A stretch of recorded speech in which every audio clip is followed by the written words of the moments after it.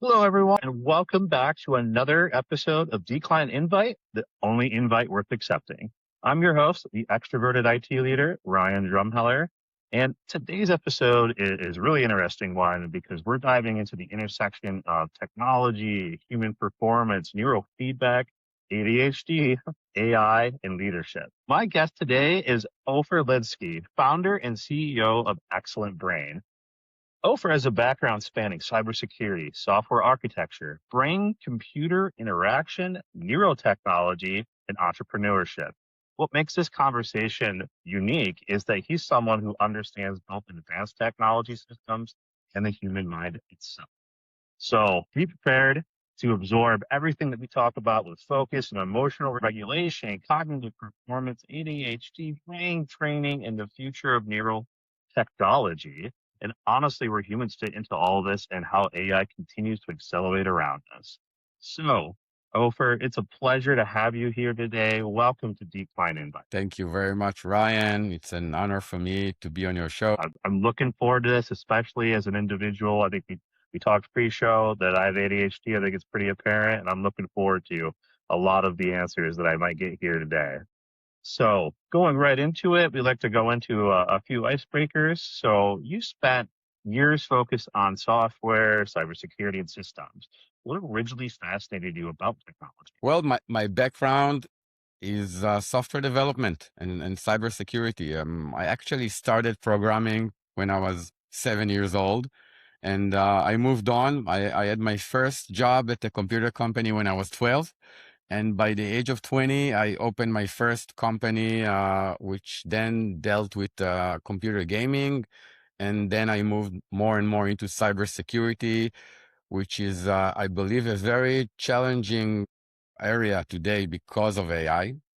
I also have a company which is called TerraSafe that deals with secured backup for businesses, where I always say that at the end of the day, the last resort for a company is to have a secured backup that you can always restore your data and get back on the feet, because not all the security systems will always work. There is no 100% of security. I mean, everything you just said makes me feel like I am a slacker and I'm very behind the game. But that's amazing, like to be starting that soon and, to evolve that quickly and everything you said about cybersecurity.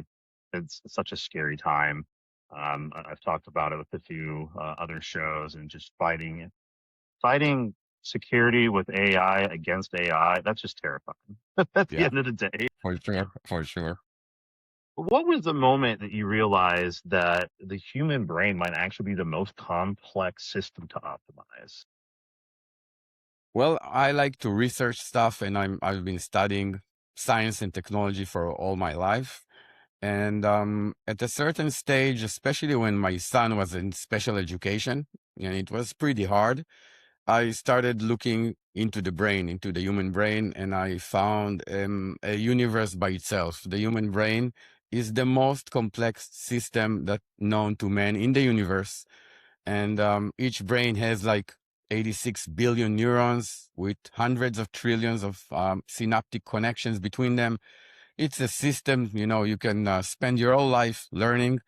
And then I found out about neurofeedback, which has been around for a long time, but it's still pretty unknown. Most people never heard that there is a brain training technology based on brainwaves that can really improve certain aspects of the brain. And I dove into it, and it started about 15 years ago when I learned about neurofeedback professionally in the university. And then I decided to establish Excellent Brain in 2015 with a clear vision to make a difference in the domain of ADHD. Music to my ears, because there's a lot of times I'll use the phrase "it's a blessing and a curse," that depending on what we're talking about, the time of day, and whether or not my gas tank is full or my battery's recharged or not. Um, so did you always know that you'd end up in neurotechnology, or is that more about like the events that kind of unraveled in your life that kind of took you there? Well, I didn't know that when I was a kid. I was more into technology and science and less into biology, into the human brain. but then it connected at a certain place, and it's amazing because you can learn about the brain, and it's endless. As you go down and into more layers, every time a new world is revealed, and you have to learn so much information. And the brain is so complex that there's still mostly unknown. I mean, nobody even really knows how one neuron completely works. There are different theories, and it's still under research, but there's a lot to research and to know more about the brain. And we are in very exciting times because brain scientific technology is really rapidly advancing, and there are devices like fMRI and different stuff that really lets us look into the brain when it's working, and the knowledge is getting bigger and bigger from day to day. That's it's really fascinating and awesome to hear, and I'm really curious, and I might wait on this question, just kind of how maybe AI might be helping that, if at all. I would imagine in some regards, but it's fascinating to hear, especially with so many different brain, I guess, situations or things that can happen, or even trying to train it and make it, stronger, better, faster, like, whatever it is. Like you said, there's just so many different variables and so many different things that we don't know. I guess the only other thing that comes to my mind is like the deep sea, like still so much to explore out there, but the human mind, just like I walk with the human mind, right? Like until I stop or think about it, it's like, yeah, there's a lot that can happen. And why did they feel this way all of a sudden? It just came on. Like, what, how can you trigger and, maybe, know those reasons or catch those reasons? And it's just so much. So you've talked about, upgrading the human operating system. So what does that actually mean? Well, those are slogans because let's say that the human brain and a computer system is completely different. And by the way, many people today, they really don't get it, and they make this mistake of thinking that computer system and specifically AI has something to do with how the brain works. And it's not really true. I mean, it's a complete different system. And AI, for me, I call it an expert system because it's a system that solves certain problems very good, but still it has nothing to compare to the human brain. The human brain is something that we're still trying to figure out and see how it works. And I always think about the fact that scientists they've developed neural networks on a computer. And it's like to take the architecture of a neuron and to put it on a computer. But if we still don't know how one neuron works, how can you develop such a system on a computer? So it's much simpler system than the brain. It's just some kind of an architecture that works, but it really has nothing to do with how the brain works. Also, I did study a lot about the human language from Noam Chomsky and different scientists that made breakthrough in those fields. And you can see that the way that an AI system works is completely different than how language works for humans. And I believe there is a long, long way until AI, for example, will be conscious. I mean, consciousness is something that we all have, but no one on the planet knows what consciousness is. So there's a lot of mystery to be solved. But AI certainly have great breakthroughs in the past 5 years, and it's really helping in certain scientific areas. For example, proteins, how they work, how they fold. There are big breakthroughs there with AI. Um, Even general LLMs today, they give better answers than most of the family doctors to different diagnoses. So it's a very cool system, and of course everyone use it, including me. But I really make the differences between the human brain and a computerized system. It's a different ballgame. Yeah, no, absolutely. I mean, the fact that we can map out like you said, the technology part of it, the computer, architecture, anything in that regard. Well, we can't figure it out yet, inside of our own brains of our own human bodies. Yeah, I agree. One is a little bit easier than the other at the moment. And there's a reason why we've made a lot of advances in technology, right? Versus maybe the human mind at this point. So this is a good segue. Do you think that the modern technology is improving, attention spans or damaging?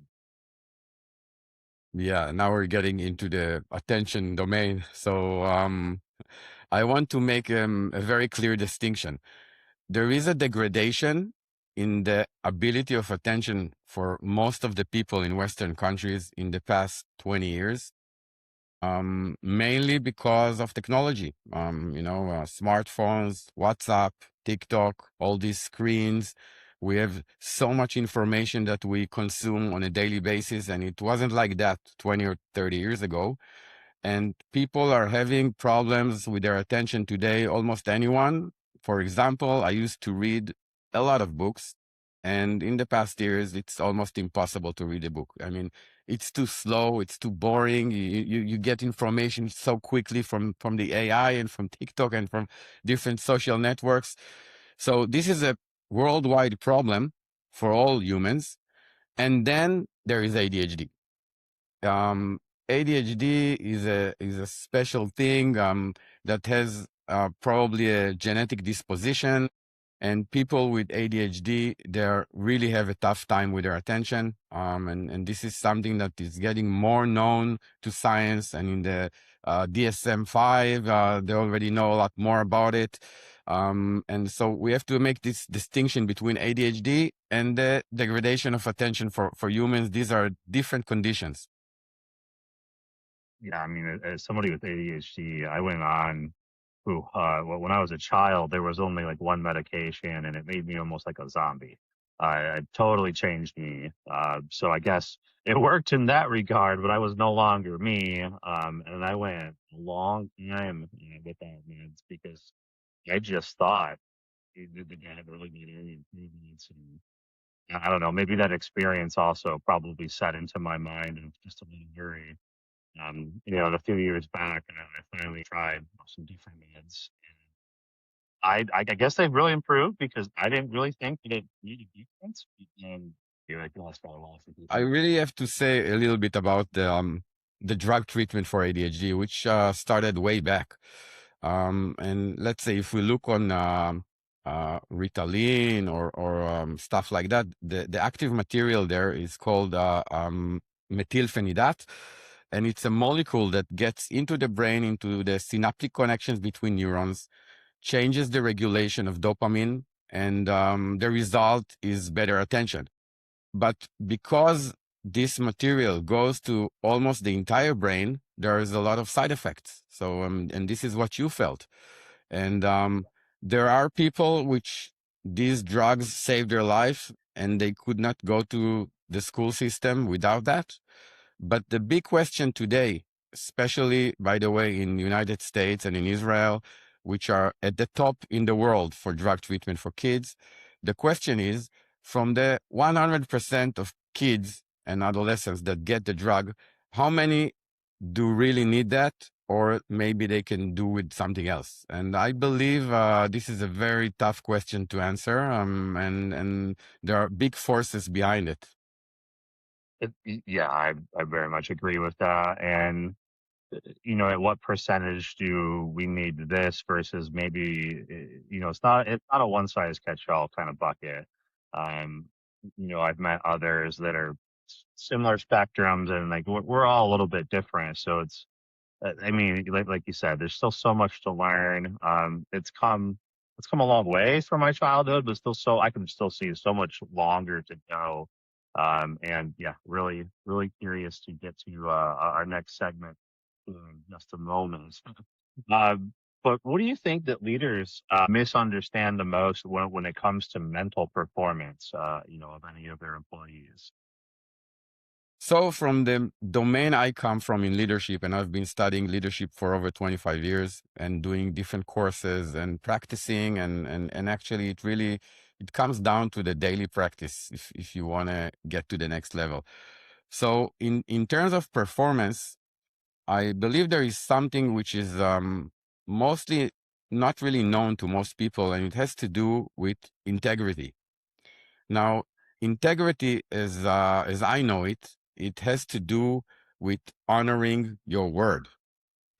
And there are already research in psychology and more regarding the connection between integrity and performance. So I always say, nothing works without integrity. And if you check that and you get to the conclusion that I'm correct, it means that integrity is something very important for the life of a person. And most people are in the place where they see integrity as nice to have. It's a good thing, but they don't understand it's a must have, especially in regards to performance. So there are no performance without integrity. Not that integrity is the only ingredient in performance, but without integrity, nothing works.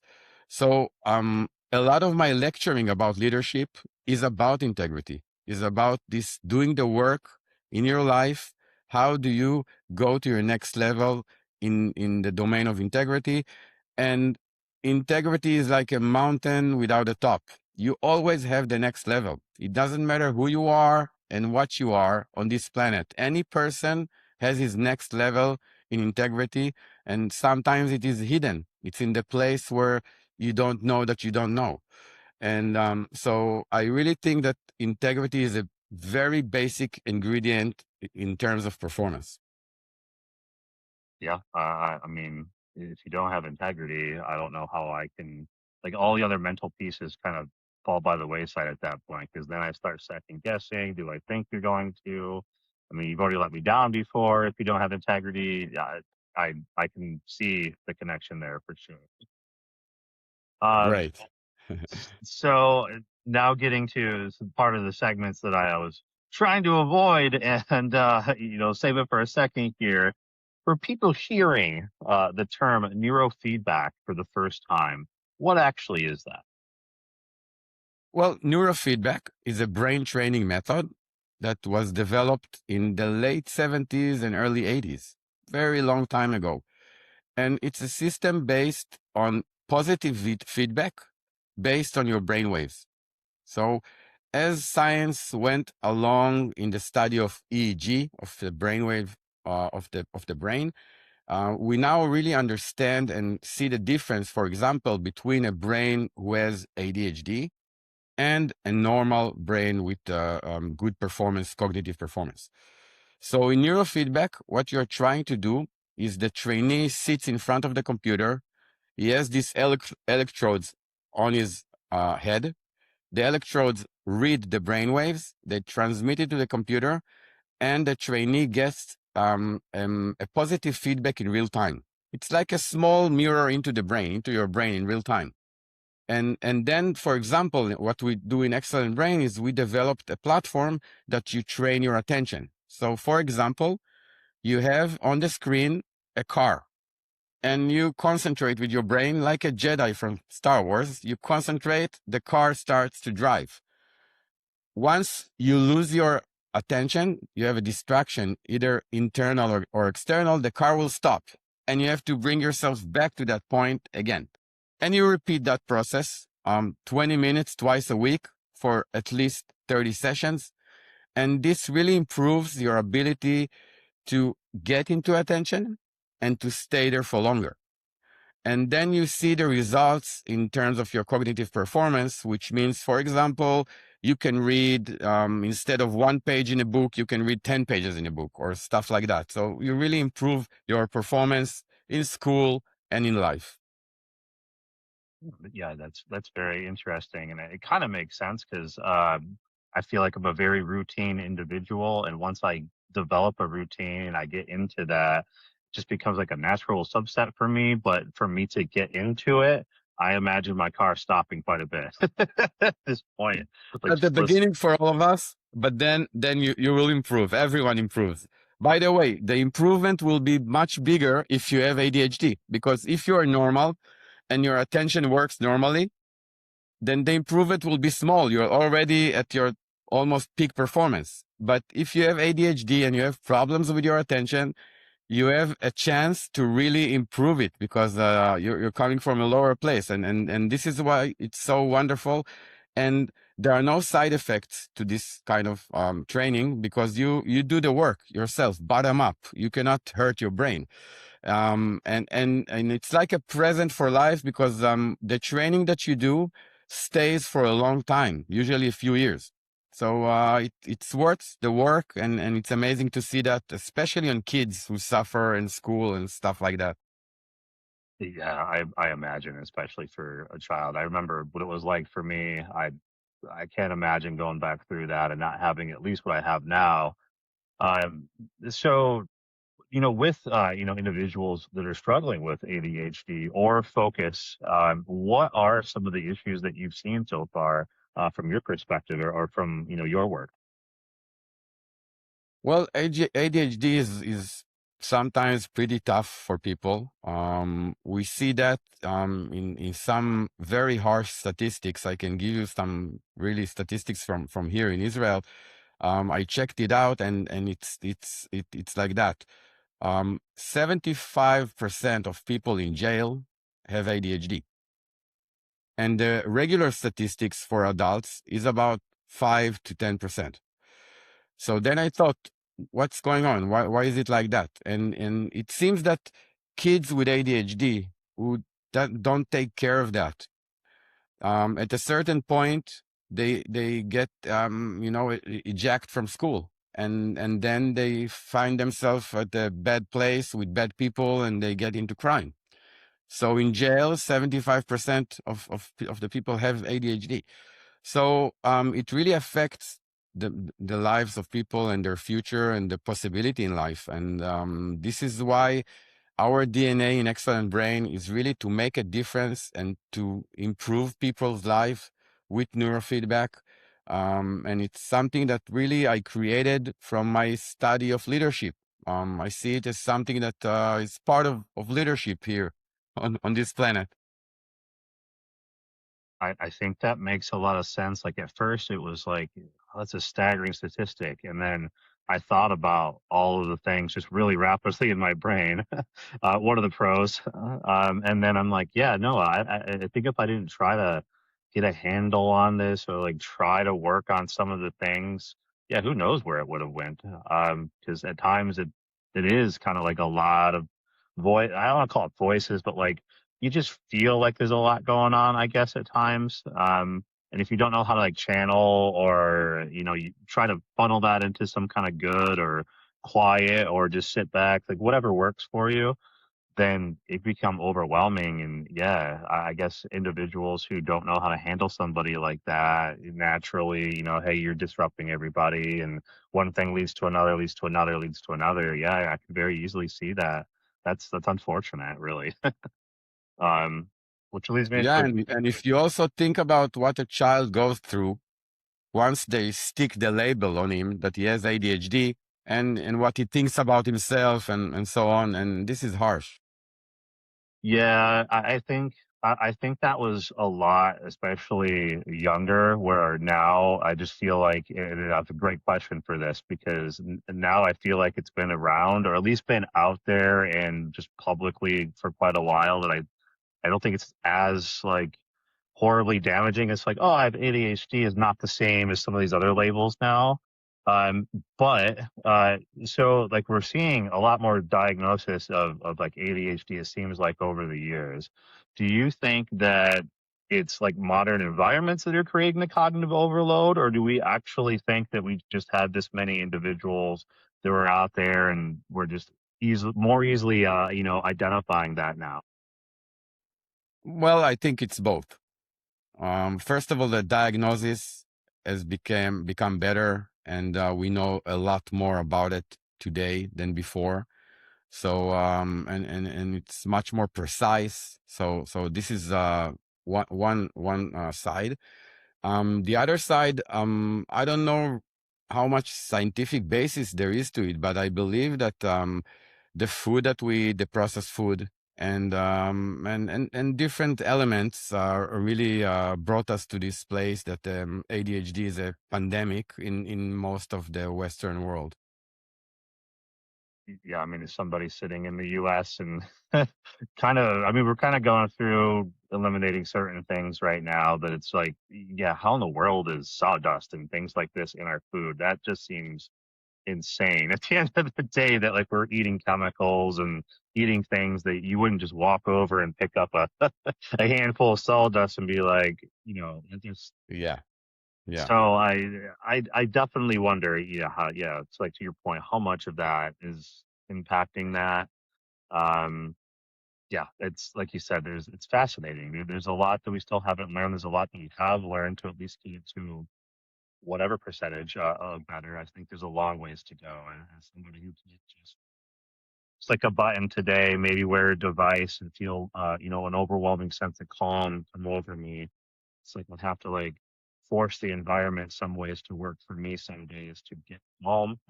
Yeah. And when that day comes where I have to hit a button or take a magic pill or whatever it is. So I think the nice thing is that people with their ADHD, especially the ones who are listening to us right now, they should know that they can have a bright future. I mean, they can really improve this, and they can work on themselves and get to the next level and work on that. And also, as you said, there are also good sides to ADHD. It's known that creativity, people with ADHD are much more creative. Because they have a lot of ideas and their brain is running from thought to thought, and so there are also good sides. And if you have ADHD, you have to know how to be on the good side and work on the bad sides and get better. I've said it before, a while back that my brain feels like if you ever watched the Kentucky Derby or you've ever watched a horse race and there's a bunch of horses running, I've got a lot of horses. So you're absolutely right. I can fire off all kinds of things. As soon as one of those horses veers off and smashes into the other horses, they run into the wall, though. That's the other side of the equation. That happens too. Uh, So always bet on the one who's going to win. yeah, yes, yeah. When they're running well, that's the one. Uh, where do you see neurotechnology heading over the next 5 to 10 years? Well, I believe that it is going to be the decade of neurofeedback in the future, in the near future, because it's getting much more affordable, accessible, usable. And by the way, that's the innovation of Excellent Brain. That's exactly that.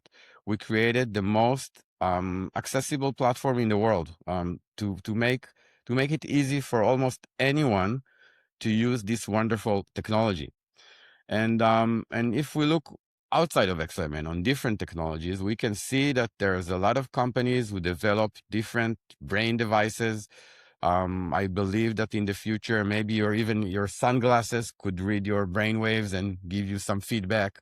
And there is also the dark side. If you look on companies like Neuralink, who develop brain implants that the people are going to implant in their brain, and then they connect you to the internet, and maybe you can search Google with thinking, or I don't know, crazy stuff like that.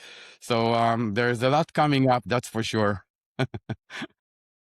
Yeah, that one scares me, and I'm just envisioning me putting a device in my head and it just like getting fried and overloaded and steam's coming out of the side of my ears or something.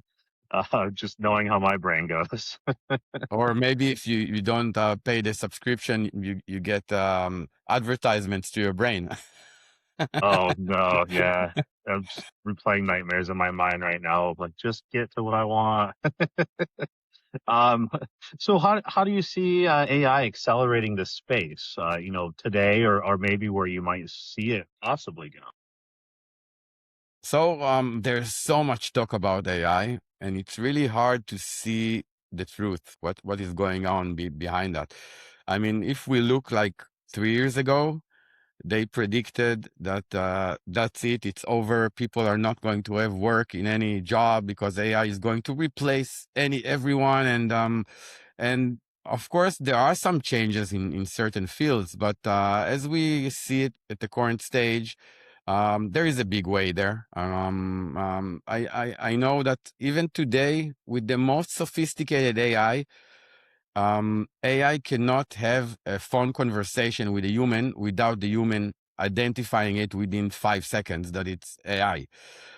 So it's a wonderful technology, but we have to use it in the right way, and we have to educate people about how using this technology, because there were already very horrific incidents of people falling in love with a virtual AI girlfriend or stuff like that, which is crazy.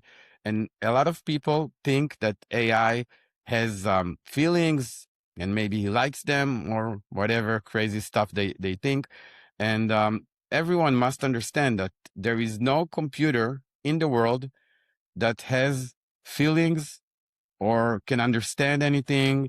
It's all statistics and mathematics on large databases. That's it. But the results are wonderful. I mean, he can write books and essays and everything, but we have to keep it in the right corner and use it in the right way.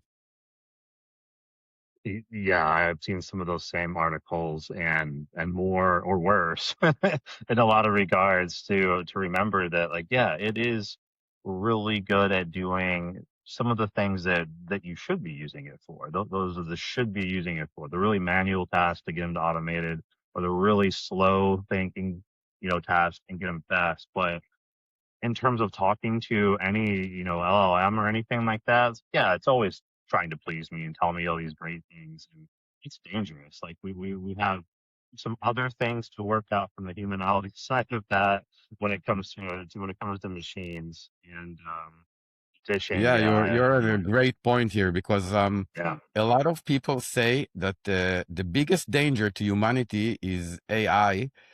And I think about it, and I think it's crazy that they think like that, because the biggest threat to the humankind are two things: nuclear bombs and the state of the earth, the ecology. I mean, these are the real dangers that we see in front of us, and it's certainly not AI. Of course, don't connect AI to the nuclear bombs.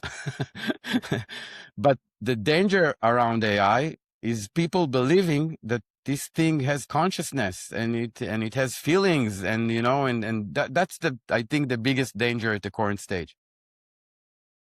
Yeah, and it doesn't. And for those individuals that do understand that, I've been championing, AI can be good. At the same time, we're losing the humanality portion from that. At no point do I wake up, have a problem and I need to call somebody or I need to contact the company. And I really hope I get AI. I'm not, I'm not there yet. Like I want another human. Yeah, so it's a great tool that you can use as a second opinion, but it doesn't replace special help and doctors, and it's a very good for second opinion. Yeah, that the doctor thing scares me. But yeah, absolutely. So do you think that normalizing brain training could be possibly the same way that we normalize physical fitness in the future? For sure. I mean, like you train your body, everyone needs to train their brain. And there is a very known sentence in brain science, which is called use it or lose it. So our brain works that way. When you use it, it will improve and you'll get better. And when you don't use it, it degrades. And I can give a very good example that has to do with navigation. Um, in the past, we used to navigate from our memory or with maps when we drive the roads, and we asked people, how do I get there? And I have to remember that. Today, we are in a stage where people don't know how to drive back from the supermarket to their home without putting Waze or Google Maps or whatever. And research already shows that the place in the brain that has to do with navigation has shrunk. It's getting smaller because we don't use it. So, and this is for everything. And I think that another downside of AI is that students today, they don't need to learn anymore. They just ask AI and they get a real-time answer, and they don't have to remember anything or learn anything. They just use the smartphone, get the answer, And I'm really afraid that the cognitive performance will also degrade because of that. Yeah, no, I mean, it's a good point. Most of us probably are plugging things in and not even thinking about it. But if I had to remove that, from your possession and then said, okay, go ahead and do like what it was when I was growing up, where that didn't exist yet. It was just a pulled out Exactly. map if you had it, or I'm looking at landmarks and remembrance of like, oh yeah, that means I turn the next, mile ahead or whatever it was. Yeah, we're not thinking about that anymore. It's a very good point. Yeah, if you take the smartphone phone from a teenager, it's like you've taken one of their arms. I mean, it's like a limb in your body. I mean, it's crazy. I mean, for all of us. I mean, we're so connected to this device that it became a part of us. And so I believe that brain training is highly important to really keep the brain in shape. Yeah, I would agree. Like whenever I'm trying to learn something, I kind of go into a certain routine that works for me, and I come out of it accomplishing that goal.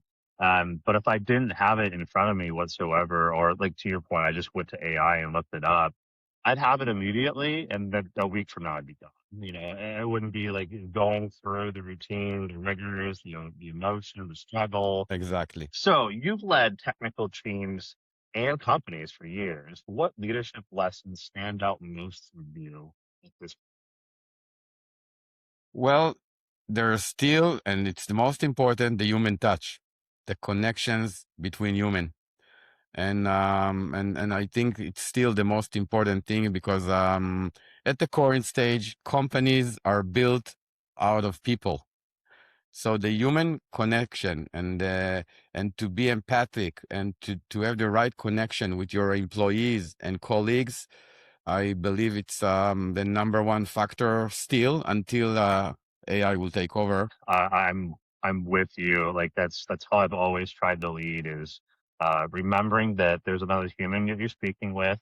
Remember to put yourselves in their shoes.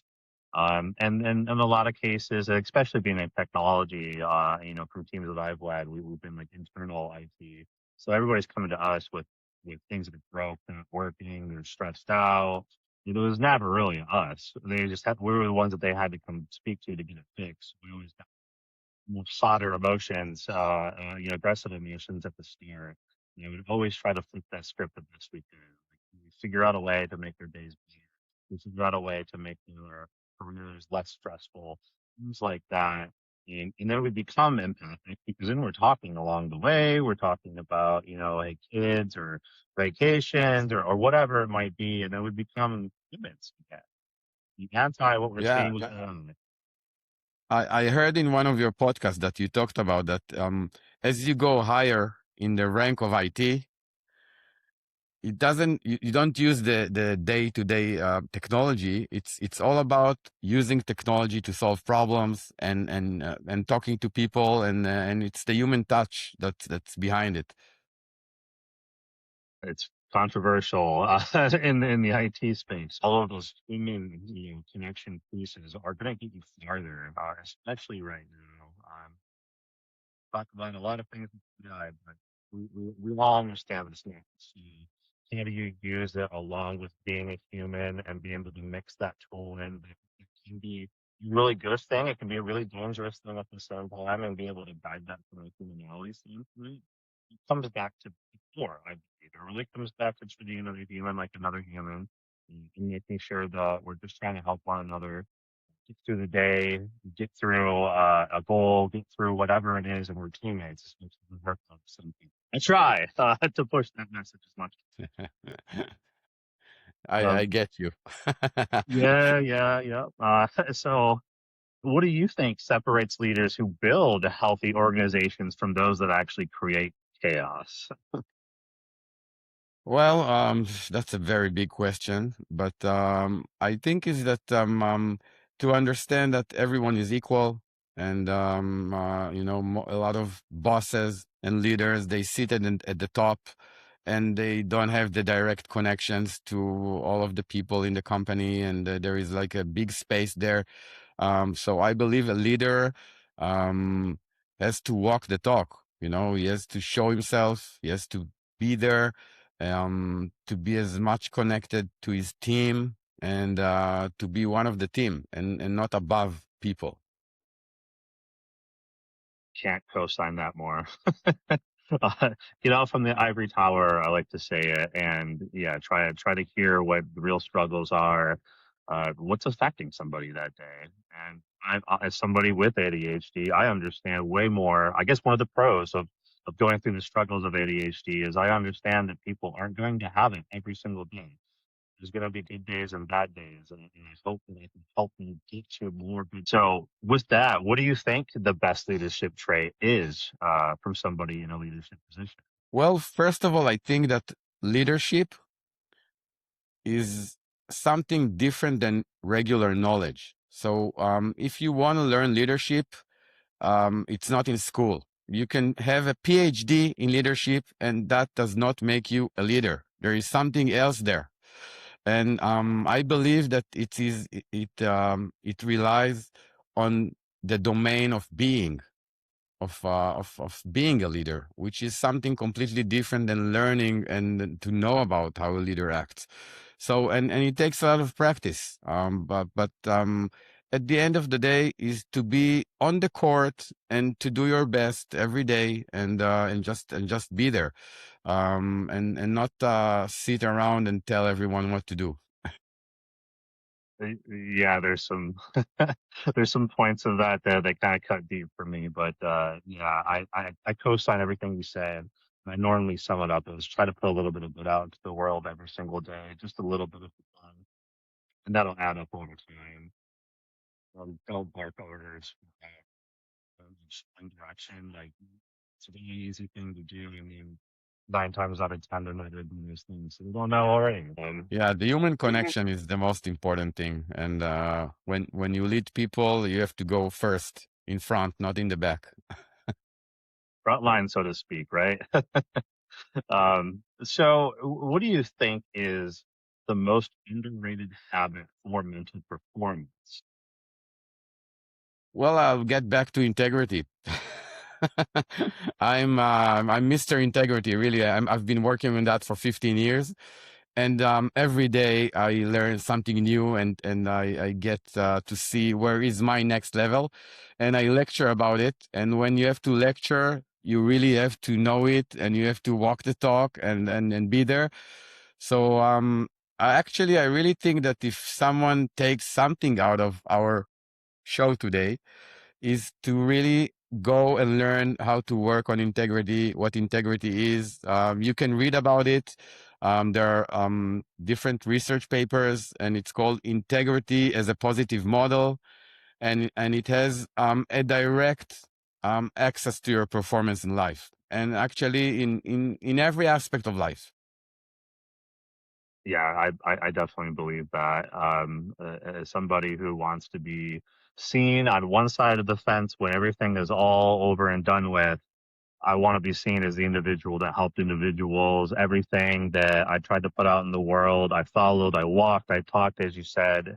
And I truly believe that I didn't just, you know, used car salesman or marketing to jargon or whatever. Like I actually lived that life. And I do truly believe integrity can also mean, I think it's a good point maybe, that you can say that you can't do something for this reason. And that's having For integrity sure. because you're not trying to, do something and then fail at it that you know out of the gate you're already in trouble with. Having integrity is making sure that you It's understand what to we're take doing. full responsibility. Right, right. Yeah, I love that. Love it.